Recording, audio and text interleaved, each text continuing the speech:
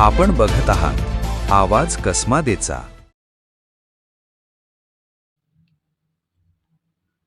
भर दिवसा 4,50,000 रुपयांची लूट झाल्याची धक्कादायक घटना इगतपुरी शहरातून समोर आली असून शहरात एकच खळबळ उडाली आहे। या प्रकरणी इगतपुरी पोलीस ठाण्यात गुन्हा दाखल करण्यात आला असून अज्ञात आरोपींचा शोध सुरू आहे।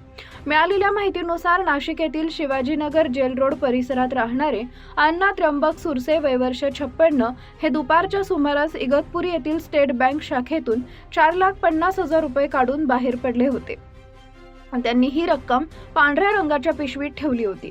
बँकेतून बाहेर पडून ते पायी जात असताना अवघ्या 50 मीटर अंतरावर दुचाकीवरून आलेल्या 2 अज्ञात इसमांनी त्यांना अडवले। यावेळी आरोपींनी सुरसे यांना धक्का देत त्यांच्या हातातील पैशांची पिशवी जबरदस्तीने हिसकावून घेतली। अचानक घडलेल्या या प्रकारामुळे सुरसे काही काळ गोंधळून गेले, तर आरोपींनी क्षणात घटनास्थळावरून पळ काढला। लुटलेल्या रकमेतील 500 रुपयांच्या नोटांचे सुमारे 9 बंडल असल्याची माहिती समोर आली आहे। घटनेची माहिती मिळताच इगतपुरी पोलिसांनी तातडीने घटनास्थळी धाव घेतली। परिसरातील सीसीटीव्ही फुटेज तपासण्यात येत असून आरोपींचा माग काढण्याचे प्रयत्न सुरू आहेत।